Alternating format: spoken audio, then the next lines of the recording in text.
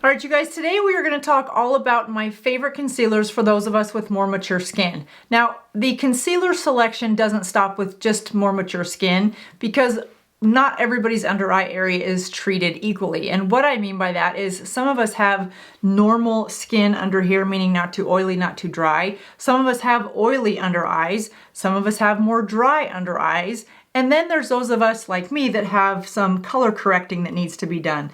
Purple areas, maybe blue, maybe you have dark circles under your eyes. So I'm going to share with you my favorite concealers for each of those categories. And if you are not sure how to apply concealer, that's not this video, but this video is. I walk you through the steps that I use to apply a concealer, and that technique will work well with any of these concealers. Now, a disclaimer, or if this was a news article, this would be in the fine print. There is no concealer that is going to minimize the look of your wrinkles. What a concealer can do is not emphasize those wrinkles if you apply it correctly. But there's no magic eraser, despite the name of this one, this Age Rewind by Maybelline that says the word eraser. There is not a concealer on the market that is going to erase your under eye wrinkles. But what you don't want to do, and you've probably had this experience, is you don't want to apply a concealer that just makes your wrinkles be like on blast. There are two concealers in my test sample of 17 that I would absolutely not recommend, sorry that's a lot, that you get if you have wrinkles under your eyes. So if you are ready to dive in, let's just get started because there's a lot to cover here, and concealer is an important step in our makeup routine. Hi everyone, thanks for watching. My name is Jody. I am 54 years old and I love all things makeup. I love testing makeup, reviewing makeup so that you can save your hard-earned money. And one of the questions I get most often is about concealers. And I think it's because as we age, the under eye area just becomes more focal. It's the center focal point of our face, and that's where the wrinkles really start to show as we're aging. And so we can't apply the makeup the same way we used to because it looks a little bit cakey in most cases. So let's start right in by those of us that have dry under eye areas. Now, if you have dry under eyes and you don't need a color corrector, my number one concealer for you is the Haus Labs by Lady Gaga. This is the Triclone Concealer. It is I'd say it's a medium consistency. It has a larger doe foot applicator. What I love about this one is it has fermented arnica. So it is hydrating your under eye area while it is on your skin. I do not recommend this one for those of you that have oily skin because of the hydration ingredients that are in this product. It's adding the hydration already. And if you add that on top of oily skin, you're gonna get that slippage so that it's gonna slide down underneath your eyes. Additionally, because this is so emollient, if you've got more oily skin, you're gonna risk the chance of having transfer from your mascara onto your concealer because again, you've got your oil producing properties right here, and then you're gonna add a more hydrated concealer on top of it. It creates the perfect opportunity for mascara transfer. So Haus Labs by Lady Gaga Triclone Concealer is my number one pick for those of you that have dry under eyes, but you don't need a full coverage concealer. If you do need a full coverage concealer on more dry eyes, hands down, I would go with the Double Wear by Estee Lauder. I've absolutely loved this. I have changed numbers. I am in 1N now. This is a full coverage concealer. You just need the smallest amount. I put it in the pads of my fingers and then I tap it in. Now this is a thick formula. If you don't like working with a thicker formula, maybe you wear a sheer or a medium coverage foundation, so you don't want a thicker concealer, then what I would say is go in with a color corrector, a nice light thin formula. This is one of my favorites. This is a new product out. I've been trying it for about 2 weeks. This is the Cossus color corrector. It comes in 5 shades. It is a thin consistency or thin formula, so it's very easy to dab it wherever you have that discoloration. Let that dry down a little bit and then go in with a thin layer of a concealer. For that process, what I would highly recommend, this is way too thick to put on top of a color corrector. It's so thick on its own. So if your skin is dry, you need a color corrector, and then you want a thin layer of a concealer over it. My choice for you would be the Valentino concealer. This I reviewed recently. I loved how this looked. I reviewed it up against the Estee Lauder. It's a thinner consistency, not quite as thick of coverage, but it lasts all day, and I found that this did not settle into fine lines and wrinkles. Now, there are a few drugstore options in here, you guys, but I have struggled with finding a good, really good concealer in the drugstore category that I could recommend to you, with the exception of the few that I have in here. The next one that I have is a drugstore, and that is the e.l.f. Hydrating Camo Concealer. It works really well on more dry under eyes because of that extra hydration it has. This is not a good concealer if you have oily under eyes, however. Because of that thickness, I would not apply this on top of a color corrector, again, because it's already thick.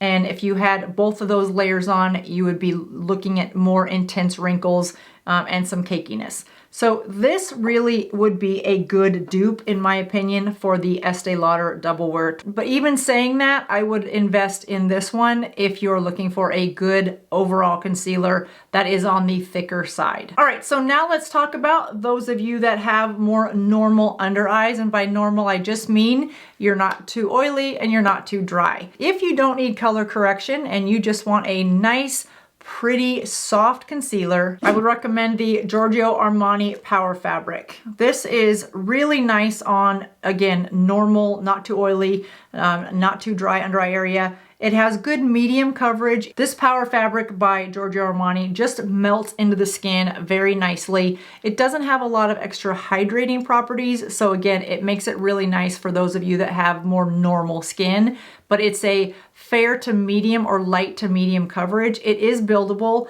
but if you have normal under eye area and you feel like you need a little more coverage, then go in with your color corrector and partner it up with this.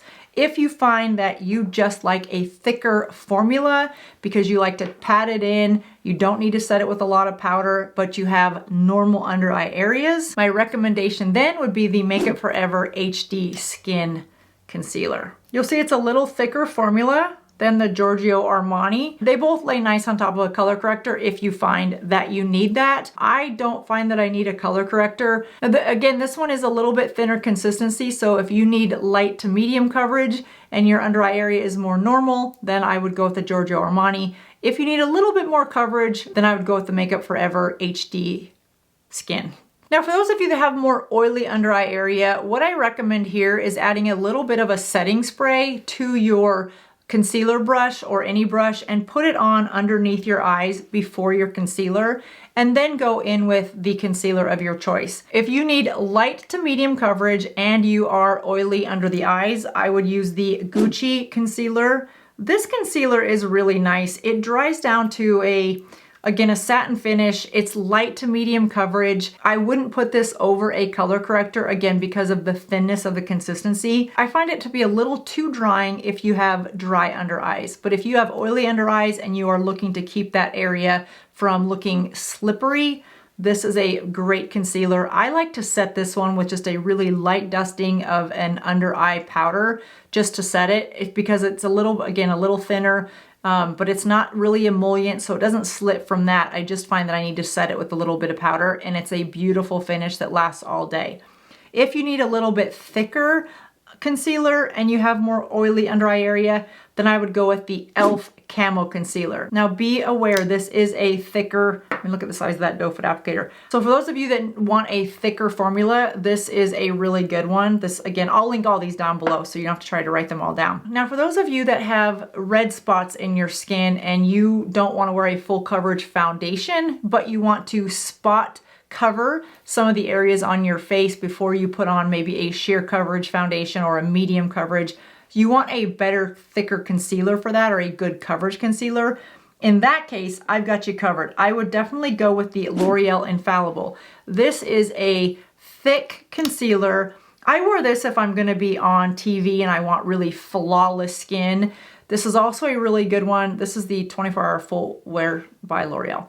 This is also a really good one if you are going to be in photos and you're not going to be talking a lot, because this is a high movement area as you're smiling, not smiling, smiling, not smiling. So whatever concealer you have, it's going to settle into those fine lines and wrinkles because of the high movement.